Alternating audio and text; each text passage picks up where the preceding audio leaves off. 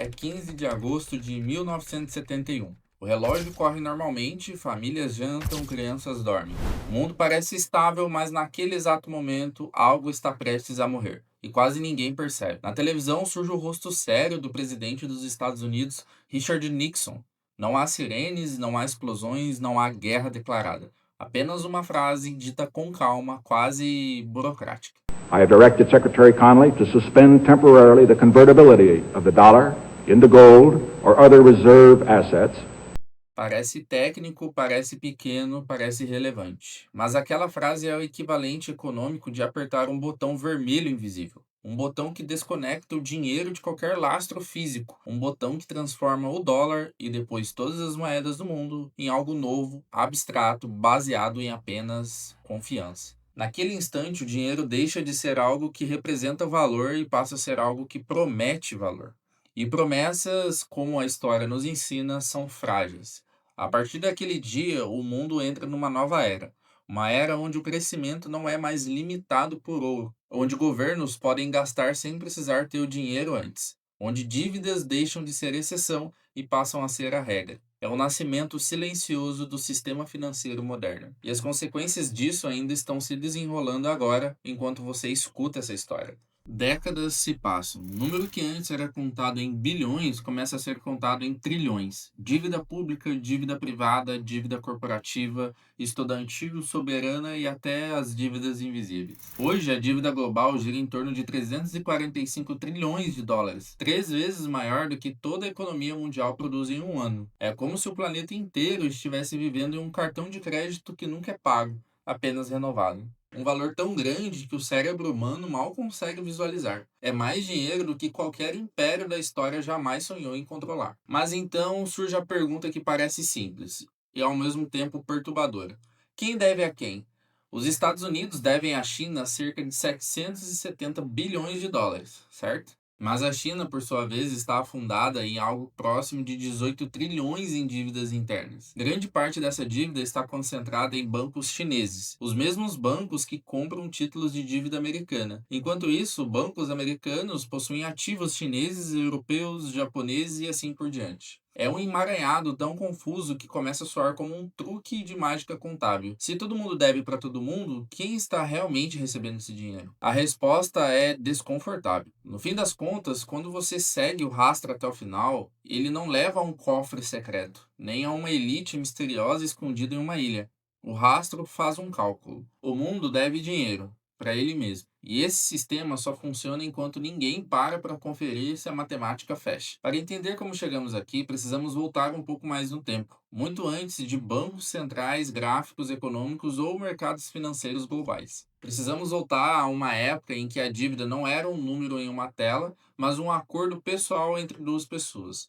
Durante milhares de anos, dívida era simples. Você planta trigo, seu vizinho passa por dificuldades. Você empresta alguns sacos de grãos na primavera e na colheita ele devolve. Talvez com um pouco a mais como agradecimento. Não havia juros compostos, não havia contratos complexos e também não havia crise sistêmica. Era confiança direto, rosto a rosto. Mas conforme as sociedades cresceram, essa simplicidade começou a ruir. Cidades se tornaram centros comerciais, mercadores cruzavam oceanos, impérios surgiam e caíam. E a dívida precisou evoluir junto com essa complexidade. Na Renascença, famílias bancárias italianas começaram a criar instrumentos de crédito, letras promissórias e acordos transferíveis. Pela primeira vez, a dívida poderia ser vendida, repassada e negociada. Você não precisava mais conhecer quem devia, bastava confiar no papel. Mas o verdadeiro salto ocorreu em 1694. A Inglaterra estava à beira do colapso financeiro. O rei William III precisava desesperadamente de dinheiro para financiar a guerra contra a França. A marinha estava sucateada, o tesouro vazio. Ninguém queria emprestar dinheiro diretamente ao governo. Então surge uma ideia tão simples quanto revolucionária: criar uma instituição privada que emprestaria dinheiro ao Estado. Assim nasce o Bank of England. Investidores privados colocariam dinheiro no banco.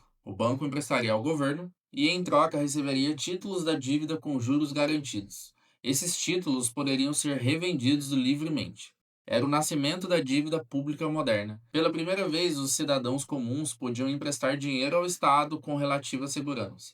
O governo, por sua vez, ganhava acesso a somas gigantescas sem precisar aumentar impostos imediatamente. Foi um sucesso absoluto. Outros países copiaram o modelo. A dívida deixou de ser um sinal de fraqueza e passou a ser uma ferramenta de poder. Durante a Revolução Industrial, isso se intensifica. Fábricas, ferrovias, portos e minas. Tudo isso exigia investimentos colossais. Nenhum indivíduo sozinho tinha capital suficiente. Os bancos surgem como intermediários, captam poupança, emprestam para os empreendedores e criam um crescimento. Nesse momento, a dívida deixa de ser algo ocasional e se torna estrutural. Sem dívida não há expansão. No século XX, duas guerras mundiais empurram esse sistema ao limite. Governos se endividam como nunca antes para financiar a destruição em massa e depois para reconstruir tudo do zero. Em 1944, ainda durante a Segunda Guerra, líderes mundiais se reúnem e criam o sistema de Bretton Woods. O dólar americano se torna o centro do sistema financeiro global.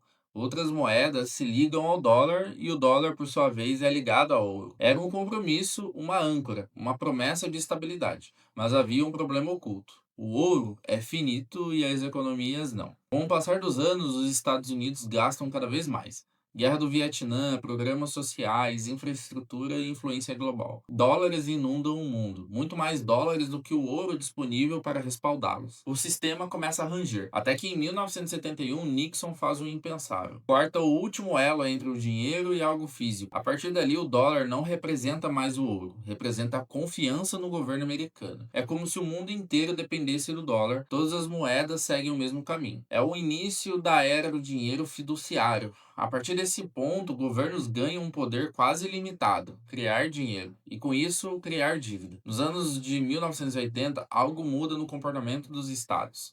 Antes, dívida era usada em emergências, guerras, crises, catástrofes. Agora, a dívida passa a ser usada em tempos normais, para estimular o crescimento, para suavizar recessões e para cumprir promessas políticas. Endividar-se vira política pública padrão. Hoje, a dívida não é uma falha do sistema, ela é o sistema.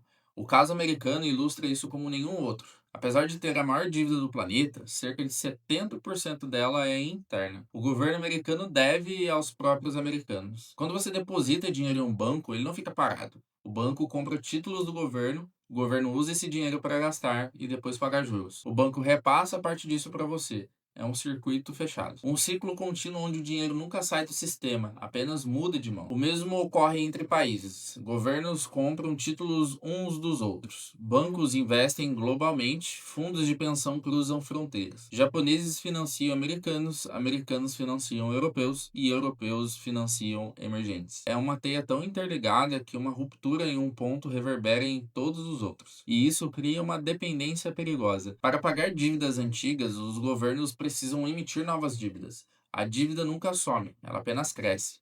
Países ricos conseguem sustentar isso porque são vistos como confiáveis. Mas países pobres não têm esse luxo. Quando o custo do dinheiro sobe, a dívida vira uma armadilha. Quênia, Paquistão, Argentina, Turquia. Basta uma perda de confiança para o sistema travar.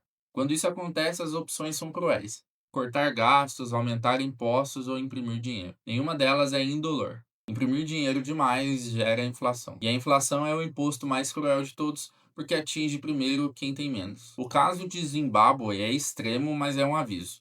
Quando a confiança morre, o dinheiro morre junto. O mundo atual vive de confiança, confiança de que governos vão pagar, confiança de que bancos vão honrar depósitos, confiança de que a dívida pode sempre ser rolada, mas a confiança não é um recurso infinito. A economia global se parece com uma máquina de movimento perpétuo, sempre girando, sempre crescendo. Só há um problema: a física já provou há séculos que o movimento perpétuo é impossível. A economia ainda finge que ainda não percebeu. A pergunta não é se esse sistema enfrentará um acerto de contas. A pergunta é quando e quem vai pagar o preço. Se você gostou de desvendar essa luta silenciosa que move o mundo, deixe seu like, se inscreva no canal e compartilhe este vídeo, porque entender o sistema é o primeiro passo para não ser esmagado por ele.